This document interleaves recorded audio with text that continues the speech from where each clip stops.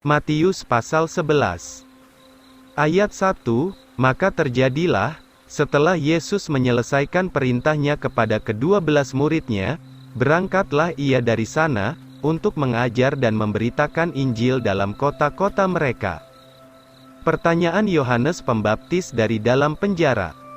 Ayat 2, dan ketika Yohanes di dalam penjara mendengar tentang pekerjaan Kristus, ia mengutus 2 orang muridnya.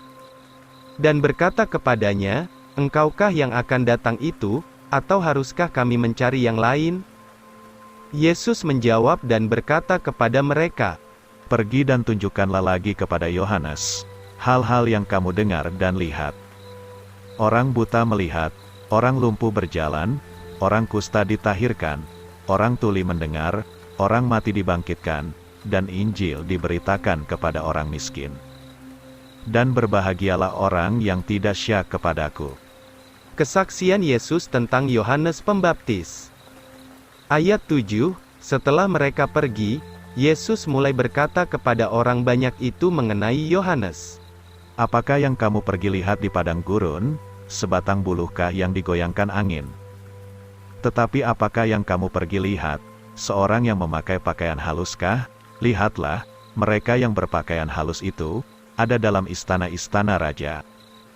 Tetapi apakah yang kamu pergi lihat? Seorang nabikah? Ya, aku berkata kepadamu, bahkan lebih daripada seorang nabi.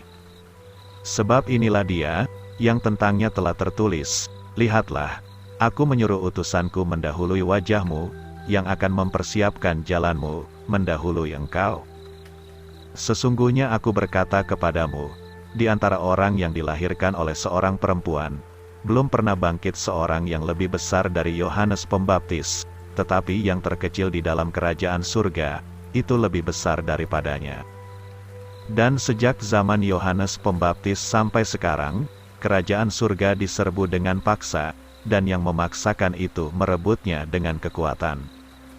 Sebab semua nabi dan Taurat bernubuat sampai zaman Yohanes.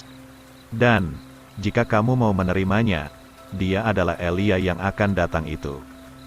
Siapa yang bertelinga untuk mendengar, biarlah ia mendengar. Tetapi dengan apakah akan kuumpamakan angkatan ini? Mereka itu seperti kanak-kanak yang duduk di pasar-pasar, dan berseru kepada teman-temannya. Dan berkata, kami telah meniup seruling bagimu, tetapi kamu tidak menari, kami telah berkabung bagimu, tetapi kamu tidak meratap. Karena Yohanes datang tanpa makan dan minum, dan mereka mengatakan, ia memiliki setan. Putra manusia datang, makan dan minum, dan mereka mengatakan, lihatlah seorang pelahap dan peminum anggur, sahabat pemungut cukai dan orang berdosa, tetapi hikmat itu dibenarkan oleh anak-anaknya. Ancaman bagi Korazim, Betsaida dan Kapernaum. Ayat 20, kemudian mulailah ia mengecam kota-kota, yang di dalamnya telah banyak perbuatan-perbuatan kuasa dilakukannya, sebab mereka tidak bertobat. Celakalah engkau Korazim, celakalah engkau Betsaida, sebab jika perbuatan-perbuatan yang penuh kuasa, dilakukan di dalam kamu itu dilakukan di Tirus dan Sidon, maka sudah lama mereka bertobat dengan kain karung dan abu. Tetapi aku berkata kepadamu, pada hari penghakiman, hukuman Tirus dan Sidon akan lebih ringan daripada kamu.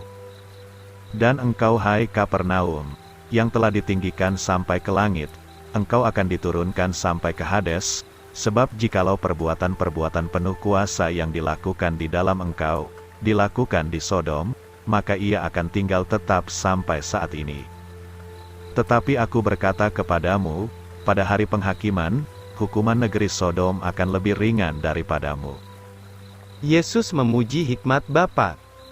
Ayat 25, pada waktu itu menjawablah Yesus, dan berkata, Aku bersyukur kepadamu, ya Bapa, Tuhan langit dan bumi, karena engkau menyembunyikan hal-hal ini dari orang bijak dan orang pandai, tetapi engkau menyatakannya kepada anak-anak. Ya, Bapa, karena itu berkenan kepada pemandanganmu. Segala sesuatu telah diserahkan kepadaku oleh Bapakku, dan tidak seorang pun mengenal putra itu selain Bapa, juga tidak ada yang mengenal Bapa kecuali putra itu, dan orang yang kepadanya akan dinyatakan oleh putra itu. Tawaran bagi yang berlelah dan berbeban. Ayat 28. Datanglah kepadaku semua yang berlelah dan berbeban berat, maka aku akan memberi perhentian kepadamu. Pikullah kuku di atasmu, dan belajarlah kepadaku, karena aku lembut dan rendah hati, dan kamu akan mendapat perhentian bagi jiwamu. Sebab kuku itu menyenangkan, dan bebanku itu ringan.